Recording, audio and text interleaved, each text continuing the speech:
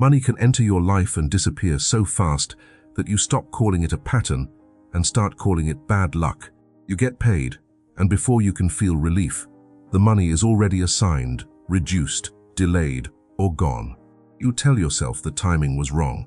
You tell yourself the economy is unstable. You tell yourself you are being careful. But the title of this truth is simpler. Your scarcity was never about money. I know that sounds unfair when you have worked hard, sacrificed, and watched other people move faster with less discipline. I know what it feels like to calculate every choice, postpone what matters, and still end the month wondering why nothing changes. I am not saying your struggle is imaginary. I am saying it may be doing more for you than you realize. I have watched this pattern hide inside decisions that look responsible. You delay taking the course that could increase your income because now is not the perfect time. You turn down an opportunity because the commitment feels too large, then call the refusal wisdom.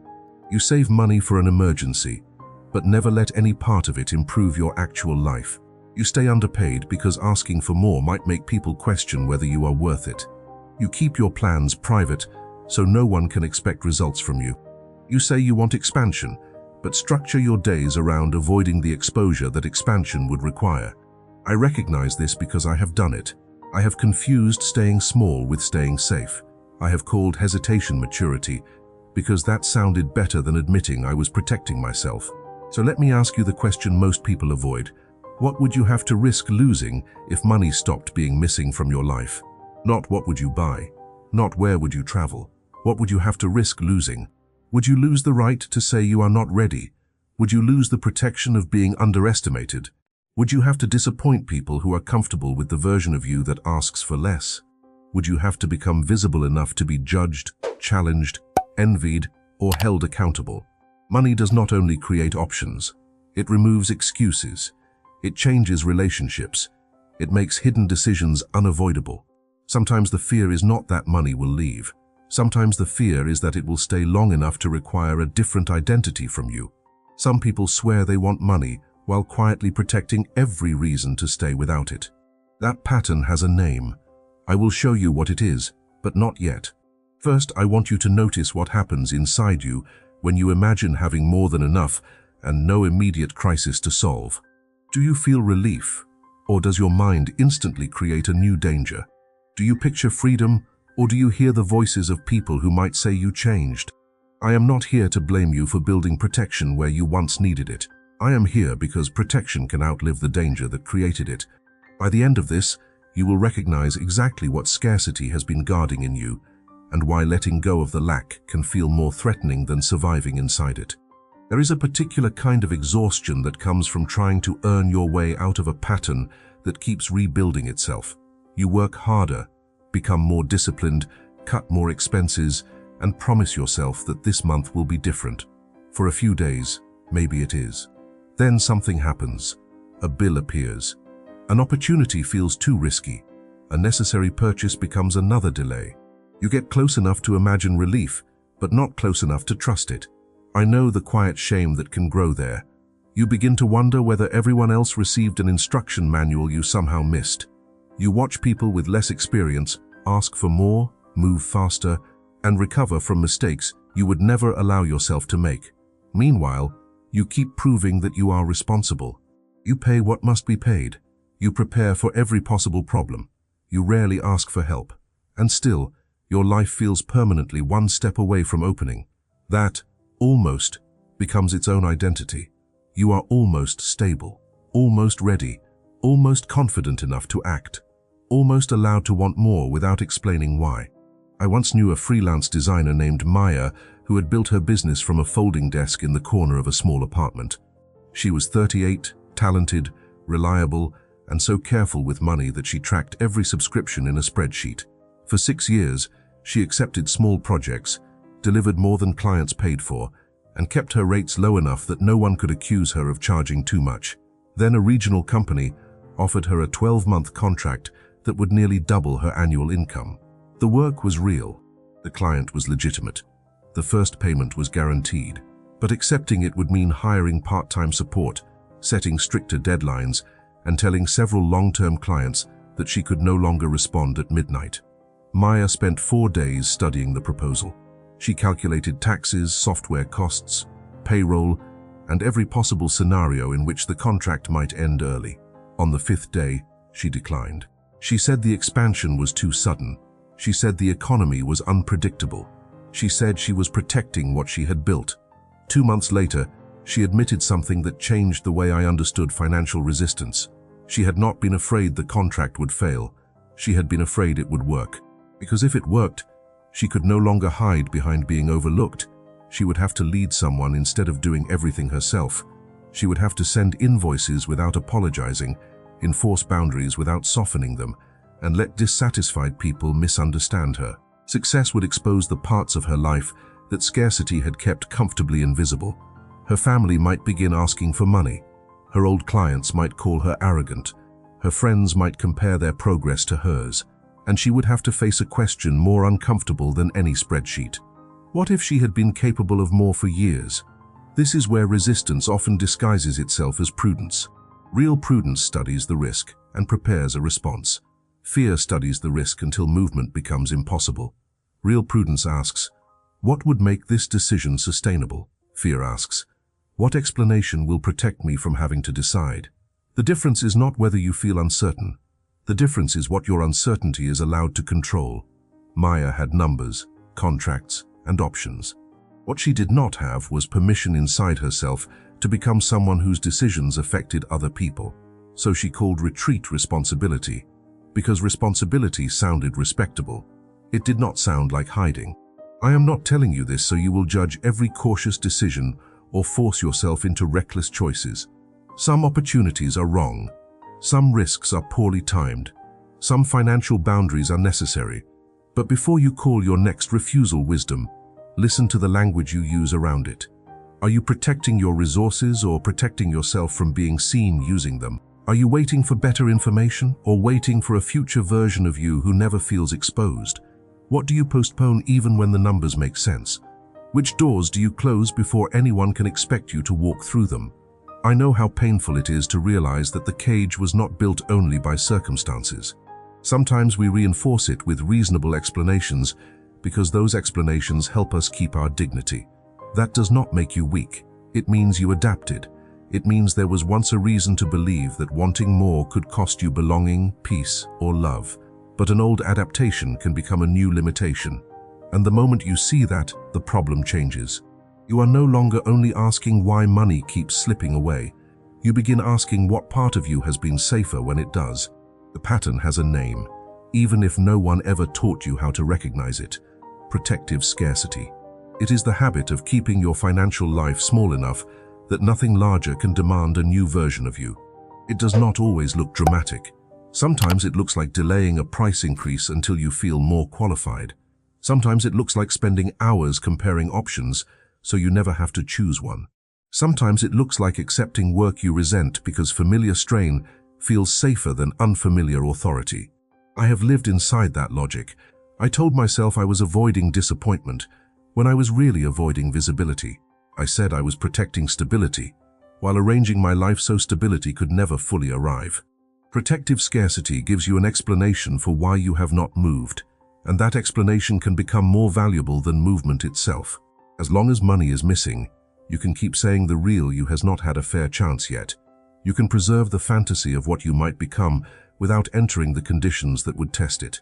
That is why this is not simply a budgeting issue. It is an identity contract written in old fear. That contract usually began long before you ever opened a bank account. Maybe you watched money arrive with arguments, tension, or sudden loss attached to it. Maybe the person who earned more was also the one who became unavailable, controlling, resented, or responsible for everyone else. Maybe you learned that being successful made you a target, while struggling kept you included. A child does not analyze those dynamics. A child absorbs them. You begin linking having with consequences. If I have more, people will ask more. If I rise, someone will accuse me of changing. If I become visible, I can be rejected in public instead of privately. Later, the adult mind builds respectable language around those old associations. You call it humility. You call it loyalty. You call it patience. You call it waiting for the right time. But beneath the language, the nervous system may still be saying, "Do not cross the line where belonging becomes uncertain." This is why numbers alone often fail to change the pattern. You can learn investing, pricing, negotiation, and discipline, yet still pull back at the exact moment those skills begin to alter your place in the world. The issue is not that you do not know what to do. The issue is what doing it would force you to risk. Even a larger balance can feel dangerous when it removes the story that has explained your delay, your dependence, or your silence for years. So I want you to move through 3 questions without rushing to give the most acceptable answer. First, what would money force you to become that your current life allows you to avoid? Sit with the role, not the purchase. Would you have to become decisive, visible, demanding, consistent, or willing to disappoint people? Second, who would you have to disappoint in order to grow beyond the version of you they know how to handle? Name the relationship, the expectation, the silent agreement that says you can improve as long as you do not outgrow the group. Third, what would you do if no one could call you selfish, unrealistic, excessive, or changed? Do not answer with a dream designed to impress anyone. Answer with the first concrete decision you keep editing down before it reaches daylight. These questions are not accusations. They are a map. They show you where financial limitation may be protecting emotional continuity. And now the anchor returns. What would you have to risk losing if money stopped being missing from your life? The answer may not be comfort. It may be approval. It may be innocence. It may be the identity of the person who always could have, but never had to prove it. Once you see this pattern, something opens, but it does not open gently. You lose the privilege of calling every retreat caution. You begin noticing the moment a practical concern becomes an emotional shield. You hear the sentence beneath the sentence. "I cannot afford it" may sometimes mean, "I am afraid to choose myself." "I need more time" may mean, "I want certainty before I become visible." "This is not the right season" may mean, "I do not know who I will be if this works." Seeing the pattern does not require you to become reckless. It requires you to become honest enough to separate danger from discomfort. Danger asks for protection. Discomfort asks for capacity. Those are not the same demand. One tells you to stop. The other reveals the muscle you have not used yet. I cannot promise that naming protective scarcity will instantly change your income. But I can tell you this. Once the mechanism is visible, it becomes harder to obey it without knowing what you are paying. And that is where movement begins, not when fear disappears, but when the hidden cost of staying small finally becomes greater than the uncertainty of becoming more. You do not need another excuse refined into wisdom. You need to recognize the threshold you have reached and stop mistaking it for a wall. The first thing that changes is not your bank balance. It is the way you listen to yourself when the familiar alarm begins. You do not argue with it. You do not shame it. You stop and ask what it is actually trying to prevent. This pause matters because old protection becomes stronger when you treat it like an enemy.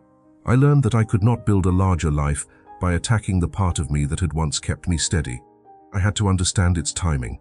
The alarm often appeared before a proposal was sent, before a price was named, before I moved money towards something that could strengthen me.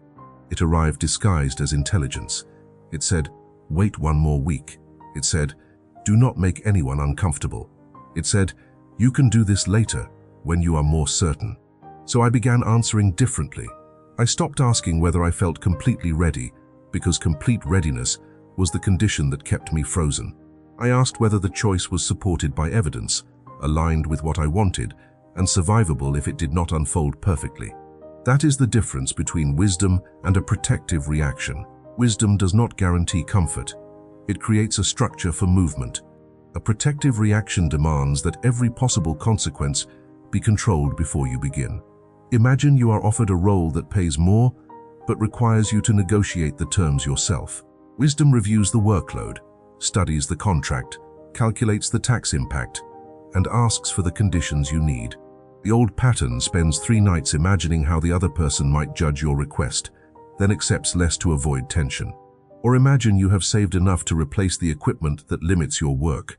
Wisdom compares the options, preserves an emergency reserve, and makes the purchase because the tool serves a defined purpose. The old pattern keeps the full amount untouched, continues losing time, and calls the delay discipline.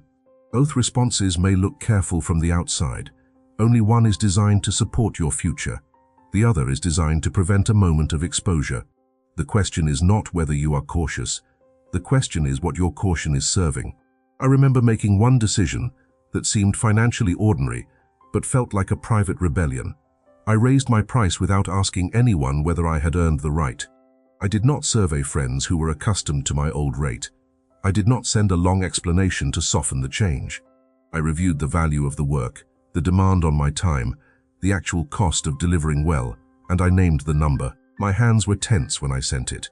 The discomfort did not mean the decision was wrong. It meant I had reached a place where my old identity could no longer make every choice for me. That distinction changed everything. I did not become careless. I became accountable to facts instead of to imagined permission. Then I made another decision the same way.